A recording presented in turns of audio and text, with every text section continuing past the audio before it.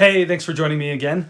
Today I wanted to talk about something that has been on my mind a lot lately, and it's actually a branch of storytelling that I have dismissed for many years, partly because I was confused by it, and then partly because I feel like it's a branch of storytelling that has very much fallen away at least in terms of professional storytelling and in most of the ways that we digest our stories, and that is oral narrative, the ability to speak a story and to an audience and have them enjoy a story.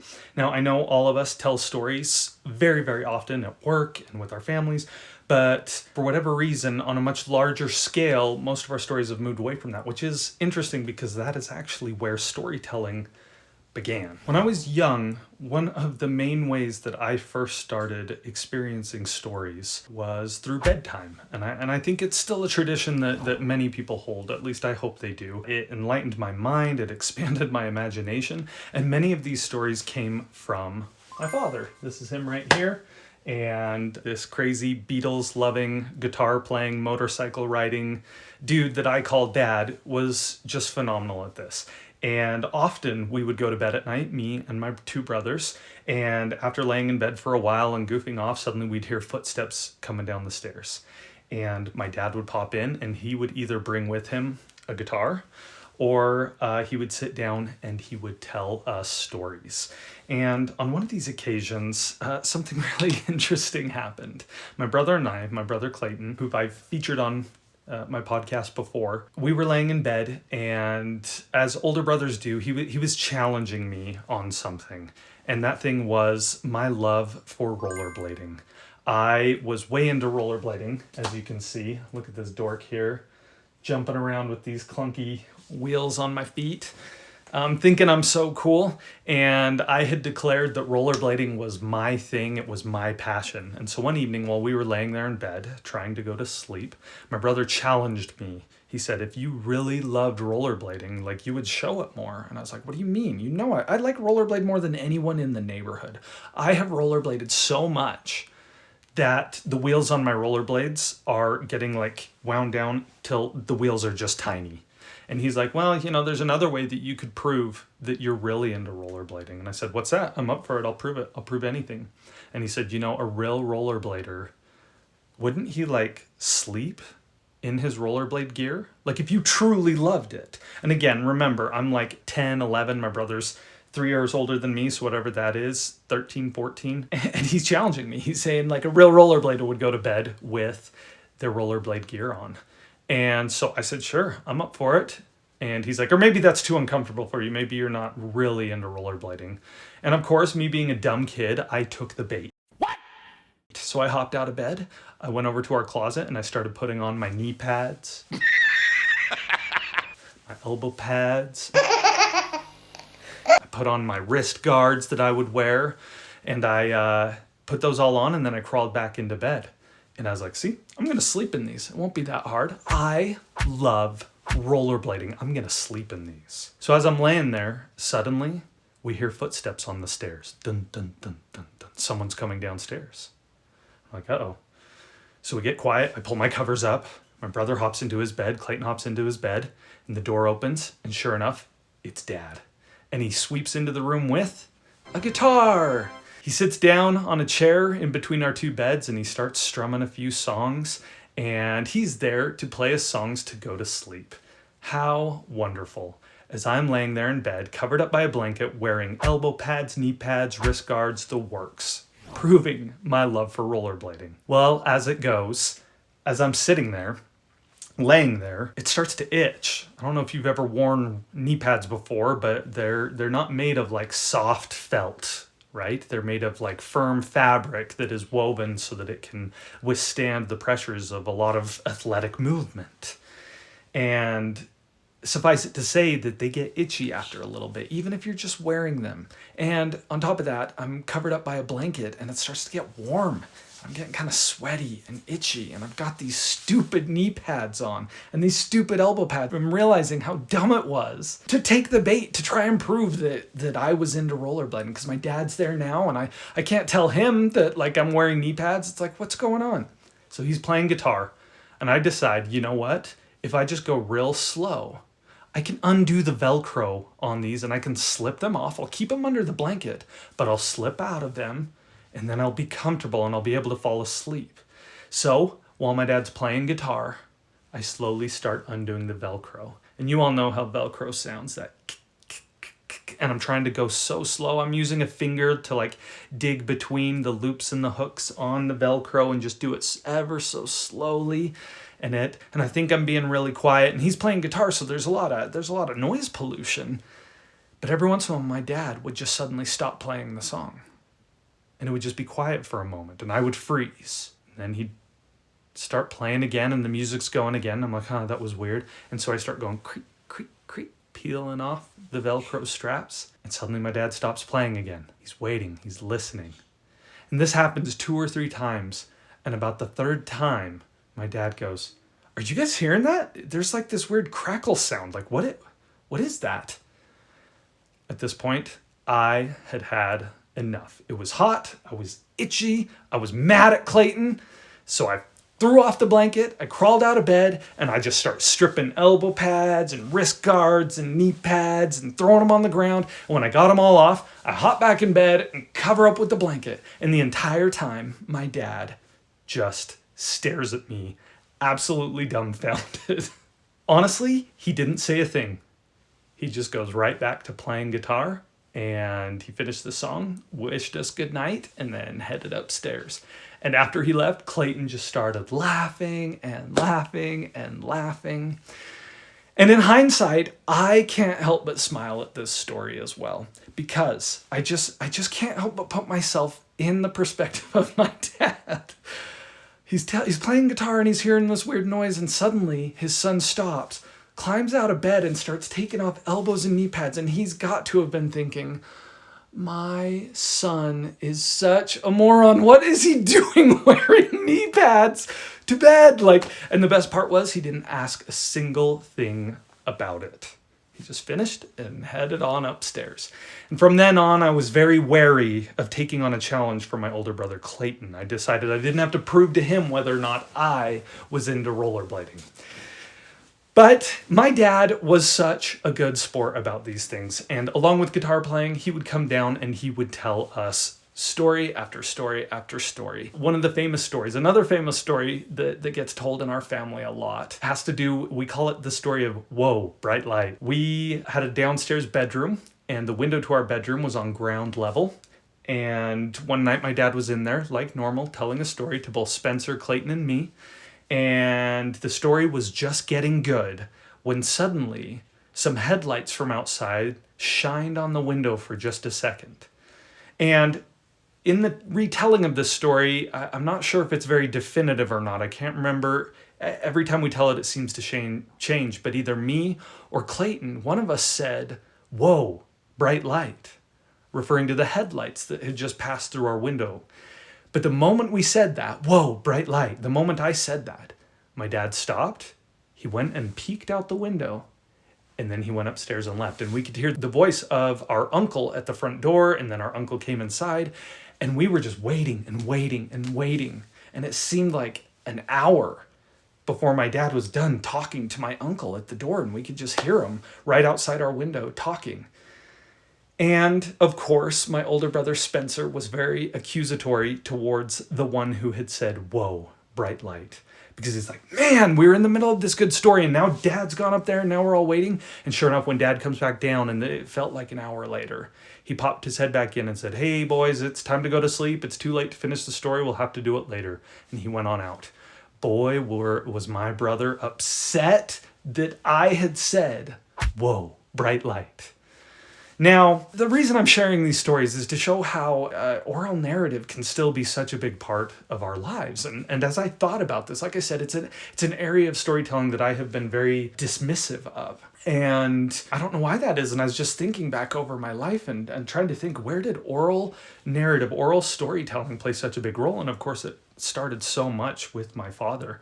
And The whoa, bright light moment is just an amazing memory, the rollerblade memory. But on top of that, my dad would tell us these crazy stories that had my mind just spinning and exploring new worlds. My dad really liked sci-fi, and he told us of a story of a spaceship that goes into outer space. They land on a planet and they discover these weird eggs. And this crazy thing happens with one of the eggs, and they get away from it and they get back on the spaceship, and everybody thinks they're all right. But then one guy starts to get really, really sick.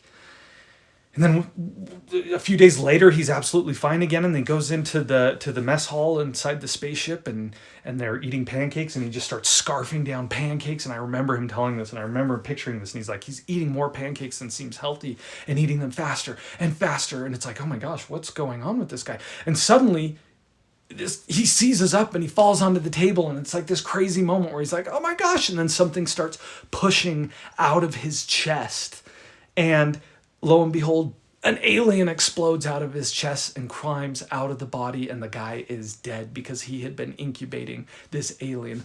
And of course, I'm like, this blows my mind. And anybody who's listening to this knows, or hopefully many of you recognize, that my father was telling us the story of Alien, which was one of his favorite movies, and he was telling it to us because he loved this sci-fi stuff. But what I loved about it was, instead of just showing us Alien, he told us the story of Alien.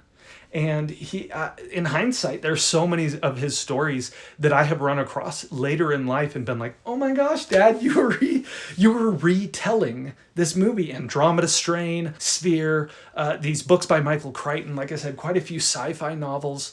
My dad would just retell them. And in hindsight, I look back on this, and it was sort of amazing to see his take on these sci-fi stories that we consider finished and done. He made them his own and retold them to us. And it was such an amazing experience. Now, what am I getting at with this? There's a couple details that I wanted to mention. First off, as my dad retold the movie Alien, I had a totally visceral experience of that story, but it was through the lens of my father. Right? He was able to take a potentially not good for children, an R-rated film, and tell it in such a way that it wasn't nearly as graphic, even though he did include the part with the alien coming out of the chest. He was able to tell it to his kids in such a way that maybe it wasn't such graphic content, right? He could breeze over certain parts of it. And there are going to be people that are like, oh, you can't do that. Doesn't that destroy the story? And that's exactly what we're going to be talking about today, because such a large part of oral narrative is this idea of stories morphing, evolving, and changing based on audience, based on who heard the story and who's telling it later. And for a long time, I have felt like this is sort of the downfall of oral narrative, is the fact that it morphs with time.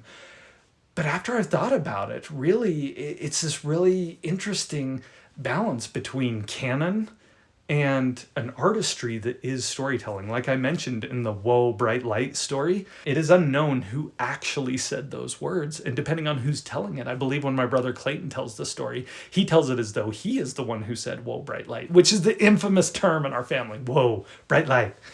And it changes with time. And the question that comes to my mind is, does it truly matter how it actually happened? Because the moment that we take a story in, it already starts to morph based on our sensibilities and the parts in it that stand out to us. These things have been on my mind recently because I have long been opposed to Audible, which is taking books and having them be an audiobook where someone reads the book and you just listen to it.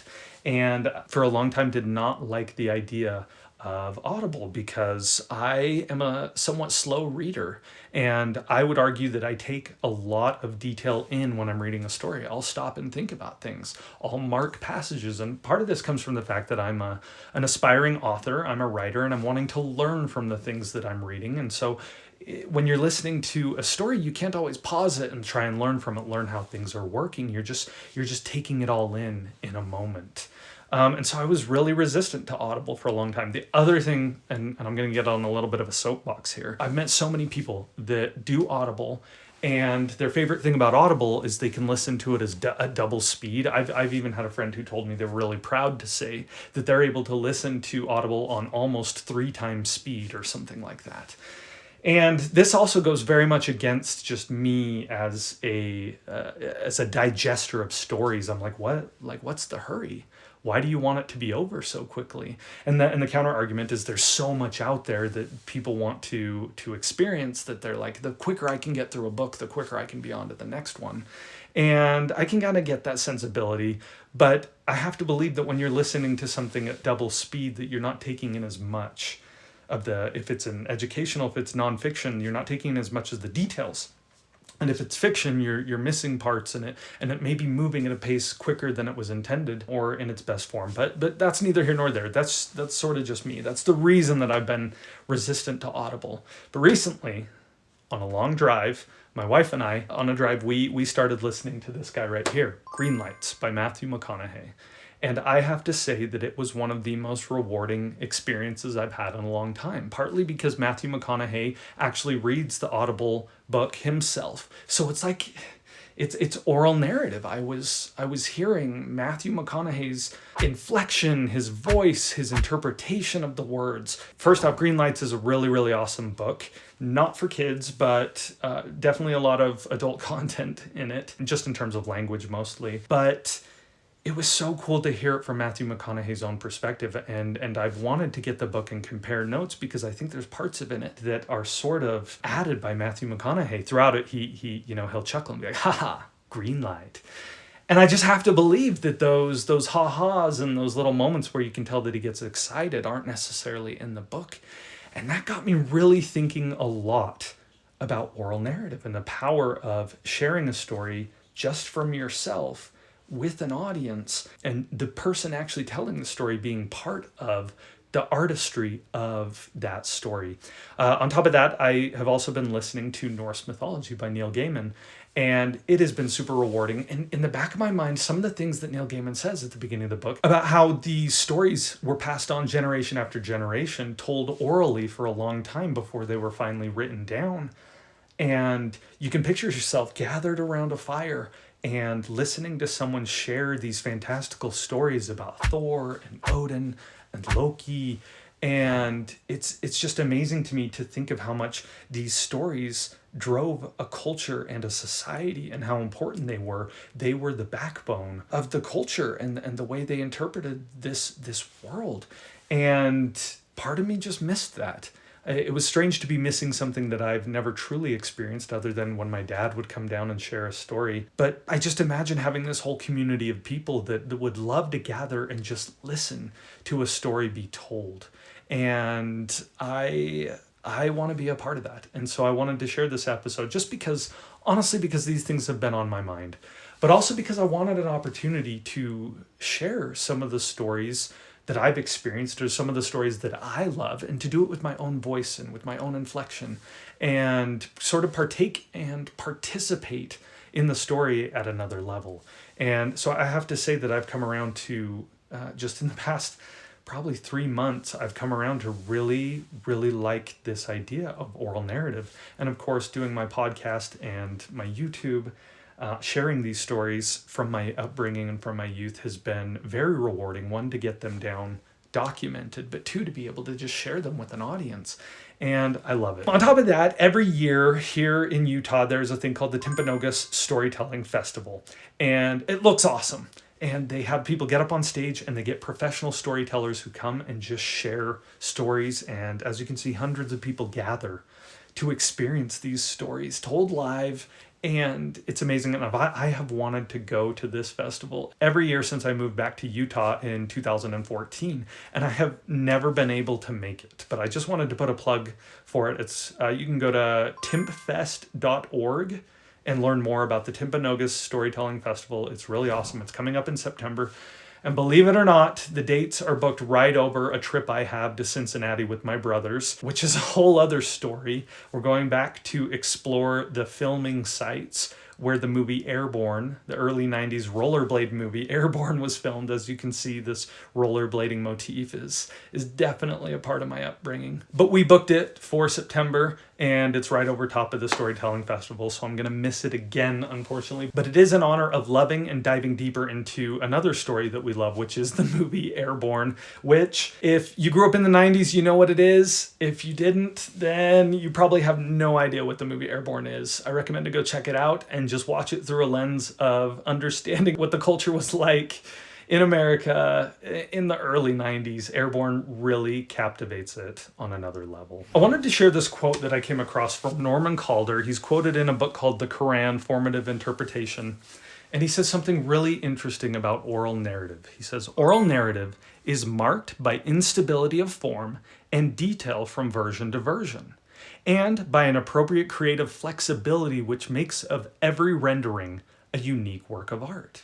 Each version differs from another in various ways to present certain ideas, such as the importance of Ishmael over Isaac because he was the first child. I came across this as I was researching a little bit about the story of Abraham and Isaac from the Bible, because I believe it is one of the most impactful stories that has ever happened on this world. And I don't just say that because I'm a Christian or because I read from the Bible regularly and find inspiration from these stories. I say that from more of a global perspective. If you think about it, that story impacted Judaism and Islam and Christianity. And those three peoples cover 2/3 of the population of this world. 2/3 of the population on planet Earth know this story and look to this story as a source of intrigue, a source of study, and a source of inspiration. And to me, that is just so powerful. But the crazy thing about it is most people that are in walks of life in my immediate sphere are very familiar with the biblical version of the story of Abraham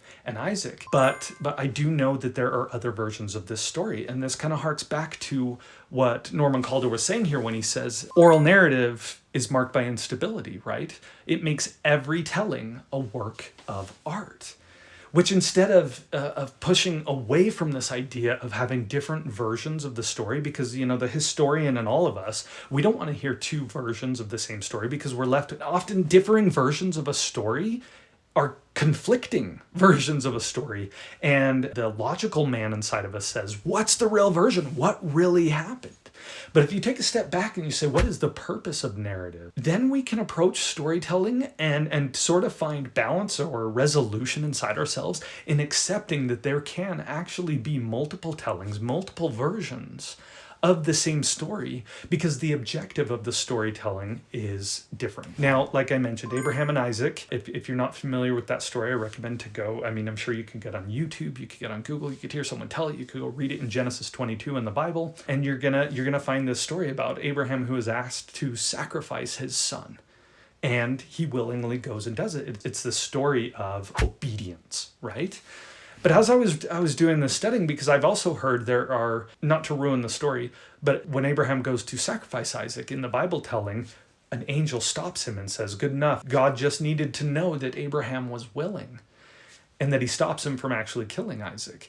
But I've heard that in some traditions and in some oral versions of the story, Abraham actually went through with it and kills Isaac. It becomes this ultimate example of sacrifice and obedience. And to modern day audiences, the idea of sacrificing your own son, of course, is just like awful. It's like, how could you? But what it does to the story is it totally reshapes the intention of the story. And so I did a little bit of digging on this, because I also know that inside of Islam, and I don't know a lot about it, and I apologize, any mistakes or any details that I mention of this that are incorrect, just know that it comes from a lack of experience in that sphere, but not for a lack of interest. I understand that Islamic telling of the story of Abraham and Ishmael, there is this different focus of, instead of the story being so focused on Abraham and his decision, actually Ishmael knows what's happening. He knows that Abraham has been asked to sacrifice him, and he goes along willingly. In fact, he tells Abraham, make sure to tie my hands behind my back and make sure that I am looking away so that I don't make it harder for you to go forward and do what God is asking. Like, I just retold the story of Abraham and Isaac, the version based on Abraham and Ishmael, and I just retold that story with a few different details. And do you see how it changes the story entirely?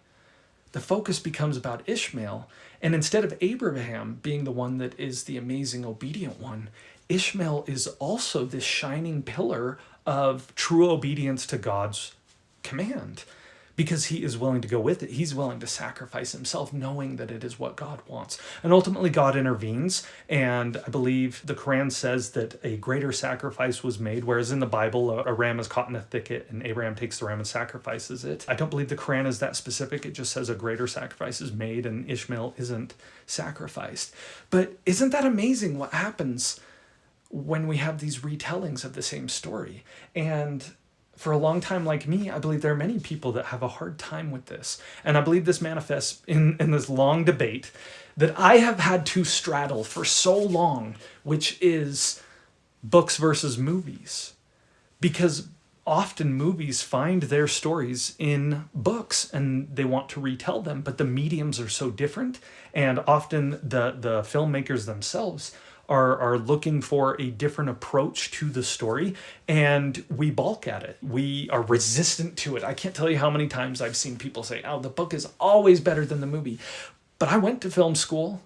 I got a degree in screenwriting. I love books. I love movies. And I feel like I'm in this world where I'm constantly straddling the two worlds of movie storytelling and book storytelling and having to rectify this argument of which is better. And I believe the answer comes down to look to the source, the original source of narrative, which is oral storytelling. And you find that stories are intended to be shaped with time. They often have multiple versions and multiple tellings, and why shouldn't they? Why can't we have a world where we can digest and glean and learn and be inspired by multiple versions of the same story? Because I have to be totally honest, I believe that every time a human being verbally tells a story, it will be different. And we leave out details, we remember other details, or if two people witness the same event, they will tell the story different. So it's really hard to say what is the definitive version of a story. And instead, I say we embrace all versions of the story. Before we leave this topic of Abraham and Isaac and Abraham and Ishmael, I wanted to share a quick quote from the Legends of the Jews by Louis Ginsberg. And it says the following: "When God commanded the father to desist from sacrificing Isaac, Abraham said, 'One man tempts another because he knoweth not what is in the heart of his neighbor. But thou surely didst know that I was ready to sacrifice my son.' To which God says, 'It was manifest to me, and I foreknew it, that thou wouldst withhold not even thy soul from me.' And so Abraham says, 'And why then didst thou afflict me thus?' And God says, 'It was my wish that the world should become acquainted with thee, and should know that it is not without good reason that I have chosen thee from all the nations. Now it hath been witnessed unto men that thou fearest God.'" This struck me very deeply because, like I said, this story of Abraham and Isaac, it crosses most of the world over. And how many billions of people look to this story today and try and glean inspiration from it. So whether or not this exchange between Abraham and God actually happened, whether or not it's just folklore or just an oral legend or a myth, or whether or not it really happened, doesn't matter. The interesting part is why would God tempt Abraham? So that we across the entire world could have this story. And to me, that was just very, very potent. Which brings us to this topic: canon versus story as an art form. Oral narrative by nature is going to be an art form because, like that quote I shared earlier, a story is going to change with each telling. And therefore, it is the art and the ability of the storyteller to bring certain details out or leave certain details behind. But we have such a problem with this in today's age because we love this idea of canon. We love this idea of having the definitive version of a thing. And it is the only version and it is the true version. Which is just interesting to me because I think a lot about films and books and music. And we live in a time where we have this ownership of them. When we experience a story, we take it as our own, especially when it's a story that we love. I remember when one of my film professors was talking about how when they were growing up, you didn't buy movies. The only time you were able to go experience a movie was at the theater. And it was like a piece of music being played live. Like, you can't interrupt it, you can't pause it. Like, the story would happen in the allotted time frame, and that was it. And you either were there to experience it or you weren't. It wasn't something that you reached out and took possession of. But we live in this weird time now where, because of technology and many of the advancements that we've seen over the past probably 40 years, it has become this thing that we take ownership of stories. And of course, books have been this way for many, many years, but before books were oral narrative. And you didn't have ownership of it. You listened to a story and then you could pass it on, but it was going to be filtered through your own lens. But books, they put a definition of the story down on hard paper, and it was unmoving and unchanging. And so people started to collect stories that way. Movies are interesting for me because it was only with the advent of the VHS tape that movies became something that we could literally possess and have be our own. And while there is so much good that comes from that, there also comes this concept of, no, this is canon, this is the final version, this is the way it has to be.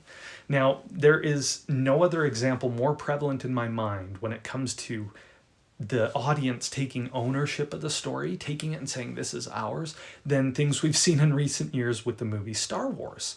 As George Lucas has gone back and done some revisions, the fans of Star Wars have just totally hated everything that he was doing to these stories that they loved and they had ownership of. And you can delve deep into this concept of what happened with Star Wars. Just get online and start looking up the changes and how people feel about them. And there's this whole movement. You can now get online and download what they're calling, as close as they can get to the actual theatrical version of Star Wars 4, 5, and 6, the original trilogy, because people want to hark back to that canon. And so this debate has been going on in my mind because I can see the one side that when we experience a story one way and love it, we don't want to see it changed, and we don't want to see it happen a different way. We want the same story every time. This again shows up with J.K. Rowling. She's been a little bit notorious on Twitter recently, sharing things and details and new information about Harry Potter that is just straight up not in the books. But she feels like as the author, she owns the narrative, and therefore she is the dispenser of all Harry Potter truth. So when it comes to music, films, books, photography, there's this concept that once an author or a creator or an artist puts that out to the world, that it no longer belongs to them, that it is now the ownership of the audience to take in and interpret and enjoy or hate in any way that they want. And I think a lot of authors or creators, especially of these mega successful stories like Star Wars and Harry Potter, the creators are like, no, this is mine. This came from my heart. This is what I say it is. And there's this interesting tug of war between the audience and the creator, which to me is intriguing. And honestly, I don't have a lot of answers about whether or not this is good or bad. I just know that it is, and it's been something that's been on my mind. But it came up in my mind a lot as I have been thinking about this concept of oral narrative and this idea that when stories are shared orally, they change with time. And it's certainly something to be grappled with and something to think deep about of when we hate a different version of a story. Why? Why is it that both can't exist in the same world? That's not to say that I have any of the answers, because like many people, I was annoyed at some of the changes that George Lucas made to Star Wars. I like the original, the canon. But as I mentioned, for so long, this idea of having a canon, a definitive version of a narrative, has just been my mode. And having thought deeper about oral narrative, it has really shifted my perspective on the value of having an ever-changing experience with narrative. Why can't there be room in the world for both? That's sort of a question I've been asking myself.